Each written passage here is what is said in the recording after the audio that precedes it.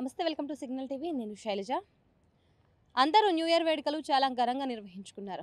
కానీ ఇక్కడ ఏంటంటే ఇప్పుడు ప్రస్తుతం ఉన్న కాంగ్రెస్ ప్రభుత్వంలో జిహెచ్ఎంసీ సంస్థ ఏదైతే ఉందో జిహెచ్ఎంసీ అంటే ఇప్పుడు గవర్నమెంట్కి సంబంధించిన ఓపెన్ గ్రౌండ్స్లలో కొన్ని పార్టీలు ఈవెంట్స్ అనేవి నిర్వహించారనమాట న్యూ ఇయర్ వేడుకలు.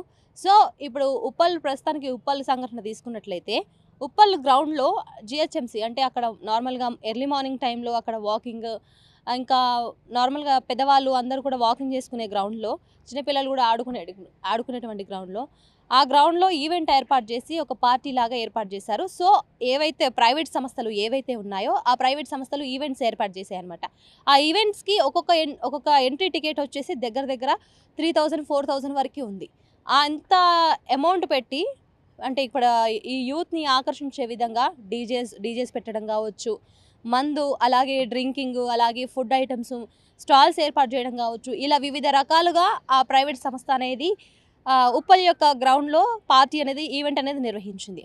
అయితే ఇప్పుడు ఇక్కడ మెయిన్ థింగ్ ఏంటంటే జిహెచ్ఎంసీ ఓపెన్ ప్లేస్లలో ఓపెన్ గ్రౌండ్స్లలో ఇలాంటి వాటికి అనుమతిని ఎలా ఇస్తారని చెప్పేసి కూడా స్థానికులు అయితే మరి ఆగ్రహం వ్యక్తం చేస్తున్నారు. అంటే పాదాచారులు నడిచేది, అలాగే ఇప్పుడు ఎర్లీ మార్నింగ్ టైంలో జాగింగ్ వాకింగ్ చేసుకునేది, అలాగే చిన్నపిల్లలు కూడా గ్రౌండ్లో ఆడుకుంటూ ఉంటారు. అలాంటి గ్రౌండ్ని ఈవెంట్కి ఎలా ఇస్తారు? సో ఇచ్చినా కానీ అక్కడ నెక్స్ట్ డే చూసుకున్నట్లయితే అక్కడ సిచ్యువేషన్ ఏ విధంగా ఉందంటే మొత్తం బీర్ బాటిల్స్ తాగేసినాయి, ఫుడ్ తిన్నవి, అలాగే మొత్తం చెత్త చెదారం అయిపోయింది. ఇప్పుడు అక్కడ ఉన్న స్థానికులు ఏమంటున్నారంటే సరే పార్టీ ఈవెంట్ జరిగితే జరిగింది కానీ అట్లీస్ట్ అవి క్లీన్ చేయించే ఆలోచనలో కూడా అధికారులు ఎందుకు లేరు? అంటే జిహెచ్ఎంసీ సంస్థ ఏ విధంగా ఉందనేది అర్థమవుతుందని చెప్పేసి కూడా ప్రతి ఒక్కరు అనుకుంటున్నారు.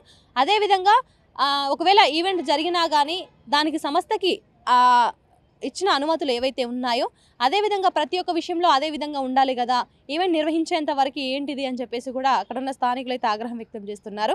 ప్రస్తుతానికైతే మనం ఇప్పుడు గ్రౌండ్ని కూడా చూడొచ్చు. గ్రౌండ్ని చూసుకున్నట్లయితే ఒకసారి మీరు కూడా ఆ వీడియోస్ చూసినట్లయితే ఆ గ్రౌండ్ యొక్క విజువల్స్ ఏ విధంగా ఉన్నాయంటే మొత్తం చెల్లా చెదురుగా ఎక్కడికక్కడ చెత్త పడేసి అయితే ఉంది. బీర్ బాటిల్స్ కావచ్చు, అలాగే మందు బాటిల్స్ కావచ్చు, ఫుడ్ యొక్క ప్యాకెట్స్, అలాగే ఇలా ప్రతి ఒక్కటి చూసుకున్నట్లయితే మొత్తం చెత్త చెదారం చెల్లా చెదురుగా పడేసి ఉంది ఆ గ్రౌండ్లో. మరి దీని పట్ల అయితే అక్కడ చుట్టుపక్కల ఉన్న స్థానికులు మరి జిహెచ్ఎంసీ సంస్థపై అయితే ఆగ్రహం వ్యక్తం చేస్తున్నారు. కనీసం వాళ్ళైనా రెస్పాన్సిబిలిటీ తీసుకొని ఆ గ్రౌండ్ని క్లీన్ చేయాలని చెప్పేసి కూడా వాళ్ళైతే మరి కోరుతున్నట్లు కూడా తెలుస్తుంది. అంటే ఎప్పుడు నీట్గా ఉండే గ్రౌండ్ ఇలా చేయడం ఏంటి? ఒక సంస్థ అంటే జిహెచ్ఎంసీ ఎంత మాత్రం అప్పుల్లో ఉండిపోయినా కానీ అలాంటిది ఇలాంటి ఈవెంట్లకి ప్రైవేట్ ఈవెంట్లకి ఇస్తే ప్రైవేట్ ఈవెంట్స్ వాళ్ళు ఏ విధంగా చేస్తారనేది అందరికీ తెలిసిన విషయమే. మరి ఆ విధంగా ప్రైవేట్ ఈవెంట్ల వాళ్ళకి ఇస్తే వాళ్ళు ఏ విధంగా చేస్తున్నారు, మరి దీనికి ఎవరు బాధ్యులు, ఇప్పుడు ఎవరు బాధ్యత వహిస్తారు దీనికని చెప్పేసి కూడా ప్రతి ఒక్కరు ప్రశ్నిస్తున్నారు. అయితే ఖచ్చితంగా ఇలాంటి వాటి పట్ల మరి ఇటు కాంగ్రెస్ ప్రభుత్వం ఎలాంటి చర్యలు తీసుకుంటుంది అంటే కాంగ్రెస్ ప్రభుత్వమే అనుమతించింది ఈ గ్రౌండ్స్కి పార్టీలు చేసుకోవాలని చెప్పేసి కూడా కాంగ్రెస్ ప్రభుత్వమే అనుమతించింది. అలాగే మద్యానికి కూడా కొన్ని ఫ్రీ క్యాబ్లు పెట్టడం, ఫ్రీ బండ్లు పెట్టడం, ఇలాంటివి కూడా కాంగ్రెస్ ప్రభుత్వం అనుమతించింది. మరి ఇలాంటి వాటిని ఇక్కడ సమాజం ఏ విధంగా తీసుకుంటుంది అనేది కూడా ప్రభుత్వం ఆలోచించట్లేదా? ఇలాంటి నిర్ణయాలు ఏ విధంగా అమలు చేస్తారు అని చెప్పేసి కూడా ప్రజలైతే ఆగ్రహం వ్యక్తం చేస్తున్నారు. దీని పట్ల అయితే ఖచ్చితంగా ప్రతి ఒక్కరు స్పందించాలని చెప్పేసి కూడా స్థానికులు అయితే కోరుకుంటున్న పరిస్థితి నెలకొంది. అయితే ఇప్పటి వరకు ఇక్కడ కనుక్కున్న సమాచారాన్ని బట్టి చూస్తున్నట్లయితే ఇక్కడ ప్రస్తుతానికి గ్రౌండ్ గురించి వెళ్ళి ఇక్కడ జరిగిన పరిస్థితుల గురించి వెళ్ళి మాట్లాడడానికి కూడా కొంతమంది భయపడుతున్నారు. ఎందుకంటే ఇక్కడ గ్రౌండ్ని ఈ విధంగా చేయడము, అలాగే ఇక్కడ కొంతమంది పిల్లలు ఆడుకుంటున్నారు, అలాగే కొంతమంది క్రికెట్ ఆడే వాళ్ళు కూడా ఉన్నారు. సో వాళ్ళు చెప్పిన మాటల్ని బట్టి చూస్తున్నట్లయితే క్రికెట్ ఆడుకోవడానికి కూడా గ్రౌండ్ని మేమే క్లీన్ చేసుకున్నాము, అట్లీస్ట్ తాగిన బీర్ బాటిల్స్, అలాగే తిన్న ఫుడ్ ప్యాకెట్స్ అవన్నీ ఏది కూడా క్లీన్ చేయలేదు.